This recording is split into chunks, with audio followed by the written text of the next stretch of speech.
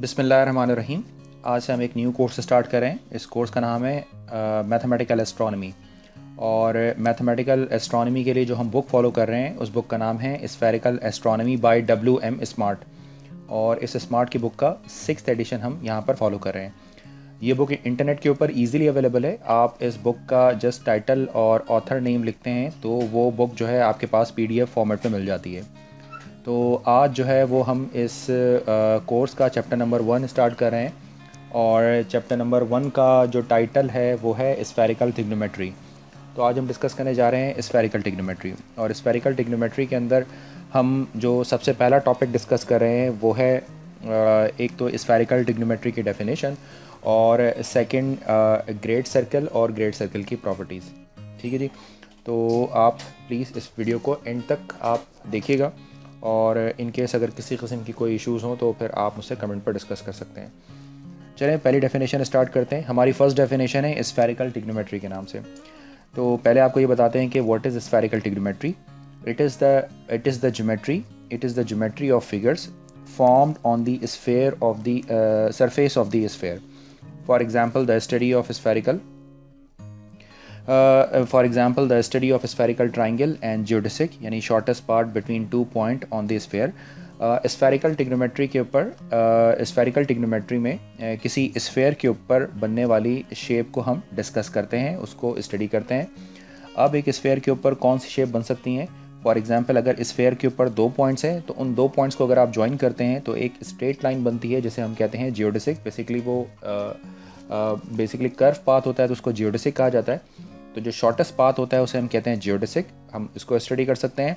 और for example अगर हमारे पास एक स्फेयर के ऊपर 3 नॉन कोलिनियर पॉइंट्स हैं और इनको अगर हम ज्वाइन करें आर्क से, इनको हम ज्वाइन करें आर्क से, तो हमारे पास एक शेप बनती है। उस शेप को हम कहते हैं ट्राइंगल। तो ये ट्राइंगल चूँकि स्फेयर के ऊपर होता है इसलिए इसको कहा जाता है स्फेरिकल ट्राइंगल। तो बेसिकली स्फेरिकल ट्रिग्नोमेट्री के अंदर हम किसी स्फेयर के ऊपर बनने वाली शेप को स्टडी करते हैं और उसमें 2 शेप्स बहुत इंपॉर्टेंट है, एक स्फेरिकल ट्राइंगल और दूसरा डिस्टेंस बिटवीन 2 पॉइंट्स जिसे हम कहते हैं जियोडेसिक। तो जियोडेसिक और स्फेरिकल ट्राइंगल को स्फेरिकल ट्रिग्नोमेट्री के अंदर स्टडी किया जाता है। ठीक है जी। तो हम डेफिनेशन स्टार्ट करते हैं और हमारी जो फर्स्ट डेफिनेशन है वो है बेसिकली ग्रेट सर्कल। तो बहुत इंपॉर्टेंट डेफिनेशन है, इसको देखिएगा। Any plane passes through the centre of sphere and cut the sphere in a circle called great circle. For example एक हमारे पास स्फेयर है और हमारे पास कोई भी प्लेन जो इस स्फेयर के सेंटर से पास करता है। ठीक है जी। कोई भी प्लेन स्फेयर के अगर सेंटर से पास करता है और स्फेयर को 2 पॉइंट्स के ऊपर कट करता है, यानी स्फेयर को किसी सर्कुलर फॉर्म में कट करता है, तो इस तरह के सर्कल को हम कहते हैं ग्रेट सर्कल। ठीक है जी। जैसे कि मैंने यहाँ पर कुछ एग्जांपल है। फॉर एग्जांपल ये एक स्फेयर है और अगर आप नोट करें तो जितने भी प्लेन पास हो रहे हैं P to Q वो सब के सब इसके सेंटर से पास हो रहे हैं। ये तमाम के तमाम सेंटर से पास हो रहे हैं। और फॉर एग्जांपल ये जो प्लेन है ये भी इसके सेंटर से पास हो रहा है। तो वो तमाम के तमाम प्लेन जो किसी स्फेयर के सेंटर से पास होते हैं और स्फेयर को जो है वो कट करते हैं किसी सर्कुलर शेप के अंदर and cut the sphere in a circle called great circle, तो उसको हम कहते हैं ग्रेट सर्कल। अब ग्रेट सर्कल की कुछ एग्जांपल्स हैं। जैसे एक हमारे पास एग्जांपल, अगर आपने इन केस कभी ग्लोब देखा हो, ग्लोब जिसके ऊपर मैप बना होता है, तो ग्लोब के ऊपर हमने अपनी प्राइमरी ज्योग्राफी के अंदर हमने पढ़ा है कि एक ग्रेट सर्कल होता है जिसे हम कहते हैं इक्वेटर। और इसके अलावा अर्थ का जो पोल होता है वहाँ से जो ग्रेट सर्कल्स पास हो रहे होते हैं उनको कहा जाता है मेरिडियंस। तो अर्थ के लिए मेरिडियंस और इक्वेटर्स जो होते हैं वो तमाम के तमाम ग्रेट सर्कल्स कहलाते हैं। इक्वेटर्स एंड मेरिडियन वो होते हैं ग्रेट सर्कल क्योंकि वो तमाम के तमाम सेंटर से पास होते हैं। अब ये जो ग्रेट सर्कल्स हैं इनकी कुछ प्रॉपर्टीज़ हैं और स्फेरिकल एस्ट्रोनॉमी के अंदर ग्रेट सर्कल्स की बहुत ज़्यादा अहमियत है। तो इस कॉन्सेप्ट को आपने अभी अच्छी तरीके से क्लियर कर लेना है। तो चलें इसकी प्रॉपर्टीज़ की तरफ चलते हैं। ग्रेट सर्कल की जो ग्रेट सर्कल की पहली प्रॉपर्टी है, there are infinite number of great circle on the sphere. पहली बात ये कि फॉर एग्जांपल ये आपके पास स्फेयर है, इस स्फेयर के ऊपर infinite number of great circles पास हो सकते हैं। जैसे ही मैंने कुछ एग्जांपल्स दिए हैं कि आप नोट करें, इस स्फेयर के हर पॉइंट से एक ग्रेट सर्कल पास हो सकता है, इस स्फेयर के हर पॉइंट से एक ग्रेट सर्कल पास हो सकता है। तो infinite number of great circles great circles can pass on the sphere. तो स्फेयर के तमाम के तमाम पॉइंट्स पर infinite number of great circle pass करते हैं। दूसरी इंपॉर्टेंट प्रॉपर्टी ये है, radius of each great circle is equal to the radius of sphere. जैसे कि आप नोट करें कि ये है हमारे पास रेडियस ऑफ स्फेयर, ये भी स्फेयर का रेडियस है जिसे हम कैपिटल आर से रिप्रेजेंट कर रहे हैं, ये भी स्फेयर का रेडियस है जिसे हम कैपिटल आर से रिप्रेजेंट कर रहे हैं। तो अगर आप नोट करें तो यहाँ पर जितने भी ग्रेट सर्कल्स बन रहे हैं उन तमाम के तमाम ग्रेट सर्कल का जो रेडियस है वो रेडियस स्फेयर का रेडियस होता है। ठीक है जी, तो बहुत इंपॉर्टेंट प्रॉपर्टी याद रखनी है आपने। नंबर 3 प्रॉपर्टी है, centre of each great circle is eight the centre of sphere. ये बड़ी इंपॉर्टेंट प्रॉपर्टी है। अगर आप नोट करें कि हर ग्रेट सर्कल का जो सेंटर है, किसी भी ग्रेट सर्कल का जो सेंटर है, नोट कीजिए ये 3 ग्रेट सर्कल्स मैंने बनाए, इनका जो सेंटर है वो बेसिकली सेंटर ऑफ स्फेयर भी होता है। ठीक है जी। फोर्थ प्रॉपर्टी है, one and only one great circle passes through 2 point on the sphere, not terminal of the diameter. ये बड़ी इंपॉर्टेंट प्रॉपर्टी है, इसको ज़रा आपने जहन में रखना है। प्रॉपर्टी नंबर 4 आपसे ये कह रहे हैं कि फॉर एग्जांपल ये हैं 2 different points, point A and point B. तो आप यहाँ पर ये नोट करें कि ए और बी से सिर्फ और सिर्फ जो है ना, only one and only one great circle pass through 2 points on the sphere. सिर्फ एक ही 2 पॉइंट से ग्रेट सर्कल पास हो सकता है। ठीक है जी। लेकिन उसके लिए कंडीशन आपके पास ये है कि ये जो 2 पॉइंट्स हैं ये बेसिकली टर्मिनल ऑफ डायमीटर ना हो। यहाँ पर T1 और T2 जो मैंने शो किया है ये बेसिकली टर्मिनल ऑफ डायमीटर है। तो ये बात आपने याद रखनी है कि टर्मिनल ऑफ डायमीटर से तो इनफाइनाइट मैनी ग्रेट सर्कल्स पास हो सकते हैं टर्मिनल ऑफ डायमीटर से, लेकिन अगर 2 पॉइंट्स हमारे पास स्फेयर के ऊपर है और वो पॉइंट टर्मिनल ऑफ डायमीटर नहीं है तो उससे सिर्फ और सिर्फ एक ही ग्रेट सर्कल पास होगा। ठीक है जी, ये पॉइंट आपको क्लियर हो गया होगा। इसकी 5th प्रॉपर्टी है कि infinite number of great circle can pass through the terminal of diameter. ये बात मैंने भी आपको बता दी कि ये टर्मिनल ऑफ डायमीटर है, तो टर्मिनल ऑफ डायमीटर से infinite number of great circles पास हो सकते हैं, जबकि स्फेयर के ऊपर अगर कोई से 2 पॉइंट हैं तो उन 2 पॉइंट से सिर्फ और सिर्फ एक ही ग्रेट सर्कल पास हो सकता है। प्रॉपर्टी नंबर 6 है, distance measured in degree not in kilometres, metres, miles, because it is necessary to define sphere.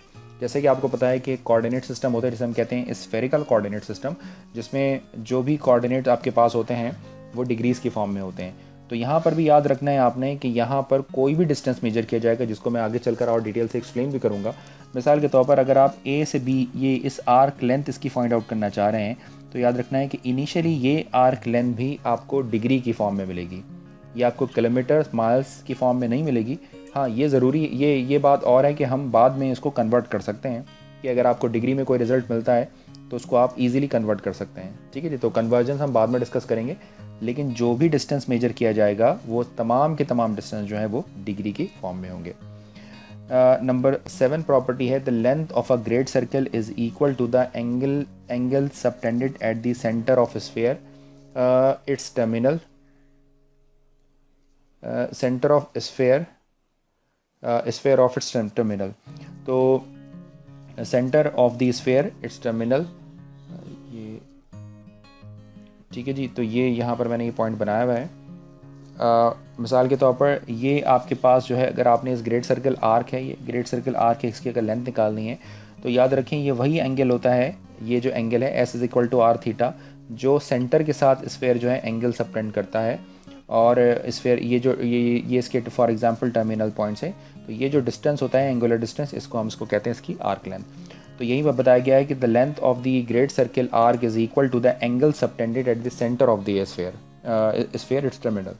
तो सेंटर ऑफ स्फेयर पर जो एंगल बनता है वो बेसिकली और जो आर्क लेंथ का जो टर्मिनल होता है बेसिकली वो आपके पास आर्क लेंथ कंप्यूट करता है।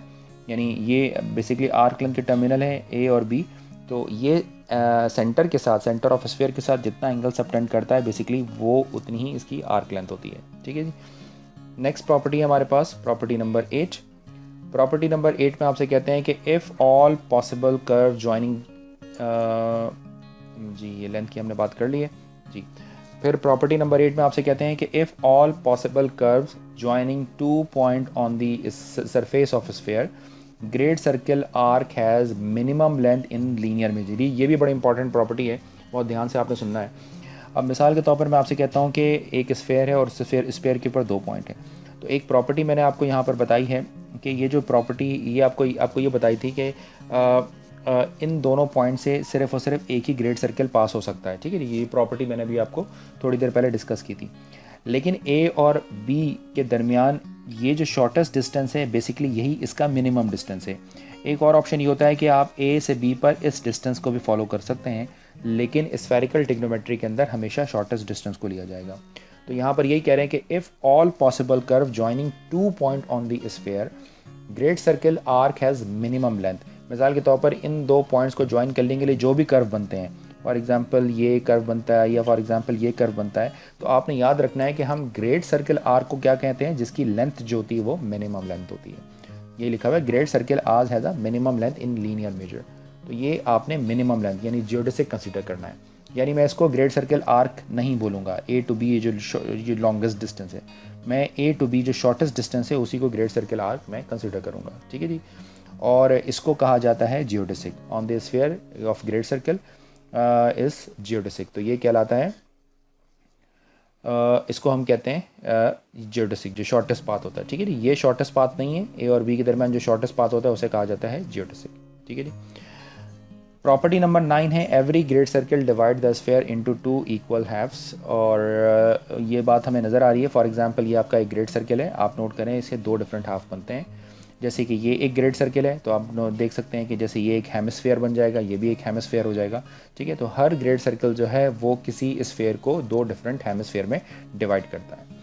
अब ये जो प्रॉपर्टीज़ हैं इसको हम कंटिन्यू करते हैं, लेकिन अगेन उससे पहले हमें 2 डेफिनेशंस को पढ़ना है। तो पहले हम उन 2 डेफिनेशंस को पढ़ते हैं और फिर उसके बाद हम अपनी प्रॉपर्टी को कंटिन्यू करते हैं। इसमें जो पहली डेफिनेशन है वो है axis of great circle. The straight line passes through the centre of great circle and perpendicular to the plane of great circle is called axis of great circle. Suppose कीजिए कि ये है आपके पास एक ग्रेट सर्किल। ये great circle क्यों है? क्योंकि ये एक ऐसा सर्किल है जो स्फीयर के सेंटर से पास हो रहा है। तो स्फीयर के सेंटर से पास होने वाले सर्किल को ग्रेट सर्किल कहते हैं। और ये एक स्ट्रेट लाइन है जो इस ग्रेट सर्किल के ऊपर परपेंडिकुलर है। ठीक है। तो यही बात कह रहे हैं आपसे, the straight line passes through the centre of sphere, centre of great circle, centre of great circle and perpendicular to इस प्लेन। नोट कीजिए इस प्लेन की परपेंडिकुलर है। Is called axis of great circle. तो ये स्फीयर को 2 point के ऊपर कट करता है। फॉर एग्जांपल बाद में बताता हूँ, इसको पोल भी कहते हैं। और ये जो लाइन है आपके पास, जो लाइन सेंटर से पास होती है और जो आपका ग्रेट सर्किल आर्क है उसको परपेंडिकुलरली कट करती है, इसको हम कहते हैं एक्सिस ऑफ ग्रेट सर्किल। ठीक है जी। इसके बाद है pole of great circle. The point on the sphere where the axis intersect the surface are called pole of sphere. अब ये जो एक्सिस है ये बेसिकली एक स्फीयर को 2 पॉइंट के ऊपर इंटरसेक्ट करता है। सपोज कीजिए कि एक पॉइंट P है और एक पॉइंट Q है। इस पॉइंट P और Q को हम कहते हैं पोल ऑफ ग्रेट सर्किल। ठीक है जी। तो उम्मीद है कि आपको ये सारे पॉइंट अच्छे तरीके से क्लियर हो रहे होंगे। तो चलें अब कुछ और प्रॉपर्टीज़ को कंटिन्यू करते हैं। यहाँ पर हम 9 प्रॉपर्टीज़ को डिस्कस कर चुके थे। अब हम चलते हैं अपनी प्रॉपर्टी नंबर 10 के ऊपर। तो यहाँ पर ग्रेट सर्कल्स की प्रॉपर्टी को हम वापस कंटिन्यू कर रहे हैं। अब क्या कंटिन्यू कर रहे हैं? Distinct great circle have distinct axis and pole. तो ये बात तय हो गई। फॉर एग्जांपल हर ग्रेट सर्किल का अलग पोल होता है और अलग एक्सिस होता है। ठीक है। तो हर ग्रेट सर्किल, मिसाल के तौर पर ये एक ग्रेट सर्किल है तो इसका मतलब है ये एक ऐसी लाइन है जो इस ग्रेट सर्किल के सेंटर से पास भी हो रही है और इस ग्रेट सर्किल को 90 डिग्री एंगल पर कट भी कर रही है। ठीक है जी। ये इस ग्रेट सर्किल के साथ ऐसे परपेंडिकुलर भी है। तो आपको बताया यहाँ पर कि ये परपेंडिकुलर भी है और ये परपेंडिकुलर भी है इस ग्रेट सर्किल के साथ। तो ये बेसिकली इसका एक्सिस होगा और ये स्फीयर को 2 पॉइंट के ऊपर कट करिए इसका पोल। तो नोट कीजिए कि इस ग्रेट सर्किल का पोल यानी ग्रेट सर्किल G1 का जो पोल है वो है P2 एंड Q2। इसी तरीके से great circle for example G2 जो है ये लाइन इसके ऊपर परपेंडिकुलर है, P1 P2 लाइन परपेंडिकुलर है, उसके सेंटर से पास कर रही है, तो इसका पोल होगा P1 एंड P2। तो बहुत इंपॉर्टेंट प्रॉपर्टी है, याद रखना ये बात, क्योंकि बाज़ औक़ात क्या होता है कि हम इसको फिक्स कर लेते हैं कि हमारे पास पोल हमेशा ये पॉइंट होंगे।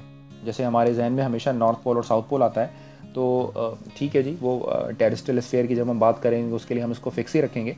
लेकिन अभी आपने याद रखना है कि हर ग्रेट सर्किल का पोल और एक्सिस डिफरेंट होते हैं। फिर उसके बाद है प्रॉपर्टी नंबर 11, जिसमें कहते हैं कि 2 great circle can never be parallel. तो ये बात तो तय है, बहुत आसान है इसको समझना। कोई भी 2 ग्रेट सर्कल जो हैं वो कभी भी पैरेलल नहीं हो सकते। इन केस अगर हम कहते हैं कि ग्रेट सर्कल्स पैरेलल हैं तो ऑफ कोर्स वो ग्रेट सर्कल नहीं होगा, क्योंकि उसमें से एक सर्कल तो सेंटर से पास होगा जबकि दूसरा सर्कल सेंटर से पास नहीं होगा। ठीक है जी। तो याद रखना है कि आपके पास 2 ग्रेट सर्कल कभी भी पैरेलल नहीं हो सकते। प्रॉपर्टी नंबर 12 है 2 great circles necessary intersect each other at the terminal of diameter.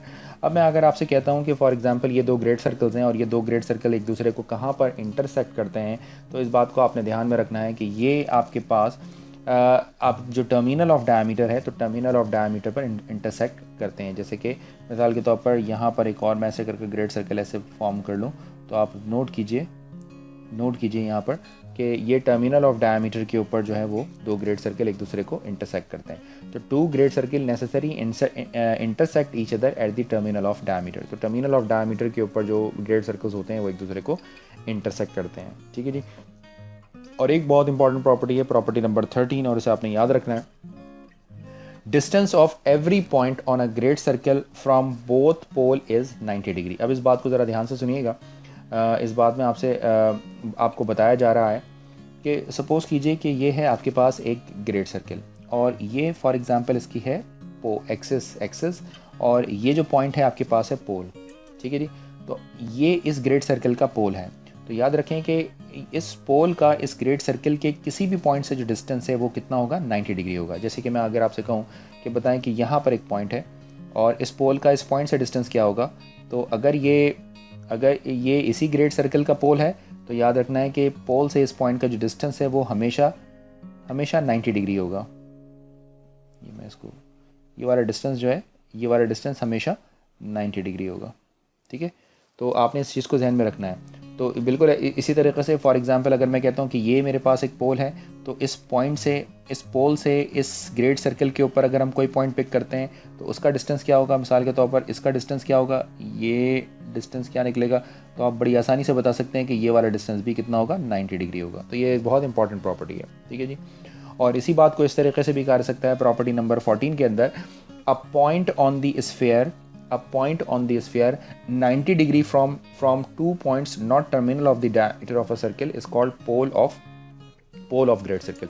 तो इसका मतलब है कि पोल ऑफ ग्रेड सर्कल की तो डेफिनेशन ही यही बनती है कि वो अ पॉइंट ऑन द स्फीयर के किसी point on the sphere 90 degree from 2 point not the terminal of the diameter. ये टर्मिनल ऑफ डायमीटर नहीं होना चाहिए। अगर कोई भी हम स्फीयर के ऊपर पॉइंट लेते हैं और उस स्फीयर के पॉइंट से इस पॉइंट का जो डिस्टेंस है 90 डिग्री होता है, तो इट मीन्स कि वो जो पॉइंट का जो पोल होता है वो उस पॉइंट का पोल बन जाता है। Not the terminal of a diameter on a great circle is a pole of a great circle. ठीक है जी। तो जो 90 डिग्री वाला डिस्टेंस है, फिर से पढ़ते हैं, a point on the sphere 90 degree from 2 points not terminal of a diameter on a great circle is a pole of great circle. तो कोई भी जो डिस्टेंस है अगर वो 90 डिग्री होता है तो इट मीन्स यानी जिस पॉइंट से वो डिस्टेंस 90 डिग्री होता है तो वो जो ग्रेड सर्कल और के जो पॉइंट जो टर्मिनल ऑफ डायमीटर वाला जो पॉइंट होता है, ये जो डिस्टेंस हमेशा होता है, ये डिस्टेंस हमेशा 90 डिग्री होता है। ठीक है जी। तो ये बात आपको अच्छे तरीके से समझ आ गई है। तो यहाँ पर मैंने आपके साथ डिस्कस की है इस लेक्चर के अंदर ग्रेड सर्कल्स यानी स्फेरिकल ट्रिग्नोमेट्री हम किसे कहते हैं। स्फेरिकल ट्रिग्नोमेट्री में किन चीज़ों को स्टडी किया जाता है, किन शेप्स को स्टडी किया जाता है। वो स्फेरिकल ट्राइंगल हो सकते हैं, जियोडेसिक हो सकते हैं। फिर मैंने आपके साथ डिस्कस किया था ग्रेड सर्कल यानी कोई ऐसा प्लेन जो सेंटर ऑफ स्फीयर से पास हो और एक स्फीयर को एक सर्कुलर फॉर्म में कट करे, उसको हम कहते हैं ग्रेड सर्कल। फिर आपके साथ डिस्कस की थी properties of great circle. Grade circle की काफ़ी सारी प्रॉपर्टीज़ मैंने आपके साथ डिस्कस की हैं। इन प्रॉपर्टीज़ को जल्दी से आप गो थ्रू वापस से कर लीजिएगा। इन केस अगर कोई प्रॉपर्टी आपको क्लियर ना हो तो ज़रूर मुझे बता दीजिएगा कमेंट सेक्शन के अंदर। तो ये था हमारे पास ग्रेड सर्कल और ग्रेड सर्कल की प्रॉपर्टीज़। चलें, आज का लेक्चर हम यहाँ पर एंड करते हैं। इंशाल्लाह नेक्स्ट लेक्चर में आपसे मुलाकात होती है। Thanks for watching this video. अल्लाह हाफ़िज़।